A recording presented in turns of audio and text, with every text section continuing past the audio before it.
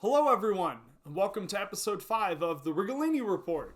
I'm your host, Chris Rigolini, Director of Bands at the Highlands Ranch High School. Before we jump into our main topic, I have a few updates as always. Our mattress fundraiser has officially begun, so don't forget to visit frontrangefundraising.com to support our music program. Spread the word far and wide. Also, don't forget to check our Google Classroom websites. There are many updates and assignments being posted daily. Today's joke of the day is brought to us by Maddie in the clarinet section. Maddie's joke is, how many clarinetists does it take to screw in a light bulb? 1, but first they will go through the entire box of bulbs to find just the right one. Thank you, Maddie, for our joke of the day. If you would like to submit a joke and to have it presented on the Rigolini Report, simply email me at crigolini@dcsdk12.org. Today's main topic is the concerto. Where do concertos come from? What is the history behind them? And how do we use them today? Well, today's definition is quite simple. A piece written for a solo instrument accompanied by a large ensemble. That can be accompanied by an orchestra, or like we heard in the last episode, accompanied by a wind ensemble. Last time we talked about Chaos Theory 3.0, where an electric guitar was the solo instrument, and the accompaniment was a wind ensemble. To give you a little history, the first time the word concerto was used in the name of a piece was all the way back in 1587. Andrea and Giovanni Gabrielli wrote a piece titled Concerti di Andrea e di Giovanni Gabrielli, or The Concerto of Andrea and Giovanni Gabrielli. Not the most creative title in the world, but it is the first time we see the word used in a title. Now, the word concerto didn't mean the same thing that it does today, way back then. This piece was actually a series of pieces, a bunch of motets and madrigals, both sacred and secular pieces, written for choir, with a bit of accompaniment. The Baroque period is really where the concerto took off. 2 types of concerti were created during the Baroque period, the concerto grosso and the solo concerto. The solo concerto is the one that lives on to today. We'll save that one for a moment. A concerto grosso translates to great or grand concerto. It's usually played by a chamber orchestra, which is a smaller orchestra than we normally would see in like a large symphonic setting, and it features a smaller group even within that orchestra called the concertino. Now the concertino becomes like the soloist group, usually includes some sort of continuo part like a harpsichord or a cello, and then a couple of solo instruments like violins or clarinets or oboes. The second part of the group, the rest of the chamber orchestra, is called the rapino, and they play the role of the accompaniment. So we have a smaller group inside of the orchestra playing the solo parts, and a larger group playing the accompaniment, if you will. Now, there are times where they play together, and sometimes concerto grossos have been used to describe large works for orchestra that feature many different parts of the orchestra and not just one solo group. So the term has been changed over the years. Here's a recording of an original concerto grosso by George Friedrich Handel. This is his Concerto Grosso in B-flat major, written in 1734, and it's performed here by the Norwegian Chamber Orchestra.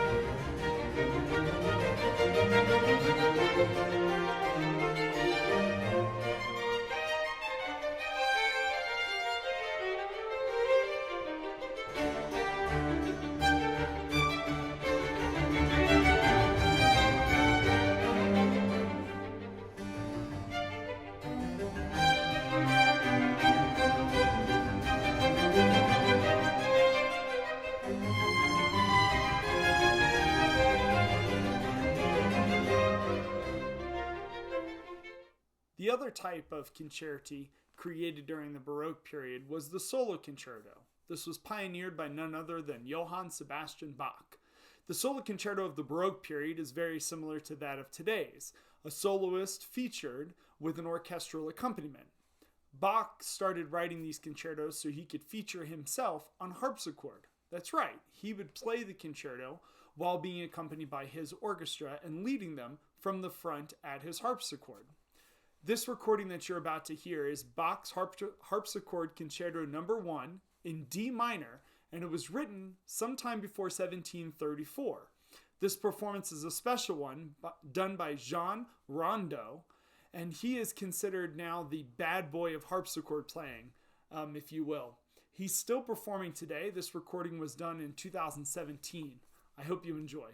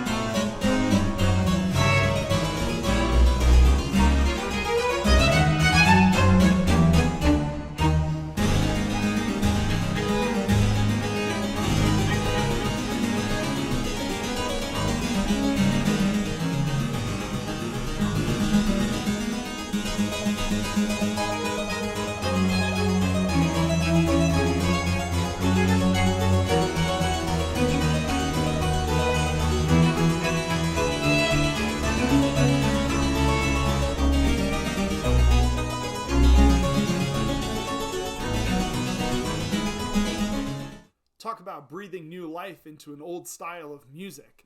Really cool that we have somebody who's that excited about playing harpsichord.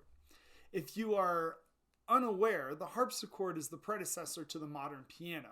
Many people play these Bach concertos not on harpsichord but instead on piano, and they call them the keyboard concertos. We know the truth though, originally written for harpsichord. If you like this style of music and playing, we have an ensemble that lives right here in Denver called the Colorado Bach Ensemble. And they play and feature Bach's music throughout the Baroque period. They play both choral works and instrumental music, as well as some of his masterworks. If you're interested in catching one of their concerts, go to their website, coloradobach.org. Now, the last bit of information we need to talk about when talking about concertos is a cadenza.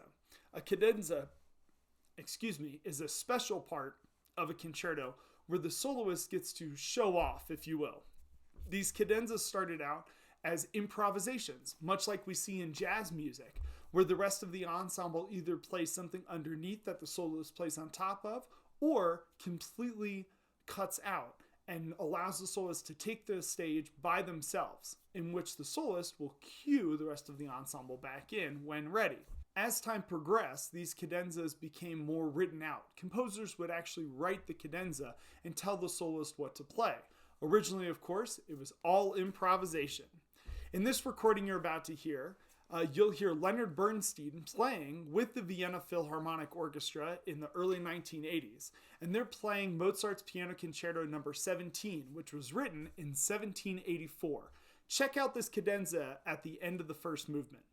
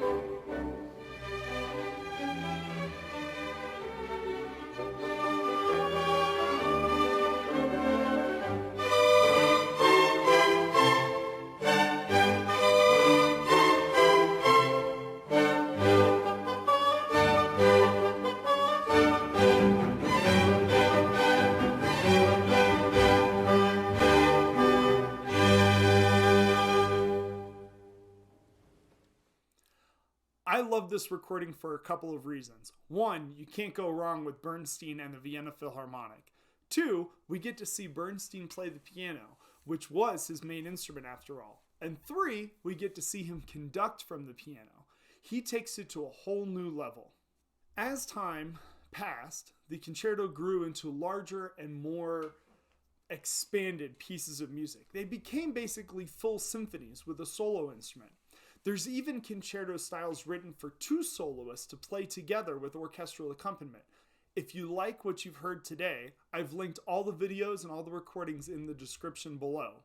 A couple of reminders before we sign off. We're still doing our mattress fundraiser for the next couple of weeks, and we already have had our first sale online. Also, don't forget to log into our Google Classroom sites and check on upcoming assignments and some updates from around town. And you can always contact me through my email, crigolini@dcsdk12.org.